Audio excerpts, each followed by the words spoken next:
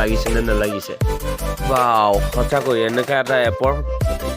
YouTuber সকলৰ বিশেষকৈ বহুত প্ৰয়োজন চাওক আগৰ চাওক এতিয়া বৰ্তমানৰ চাওক আগৰটো অলপ হ'লেও গোলা আৰু বৰ্তমানটো চাওক কিমান চফা সেইটো আপুনি এইটো এপ আপোনাৰ অতিকে জৰুৰী বা প্ৰয়োজন আপোনাৰ যদি আছে বা জানে তেতিয়াহ'লে আপোনালোকলৈ ধন্যবাদ আৰু যদি নাই তেতিয়াতো আপোনালোকে ব্যৱহাৰ কৰি চাব পাৰে যেটা এতিয়া আমাৰ হৈ গৈছে ইতিমধ্যে আমাৰ থাম্বনেল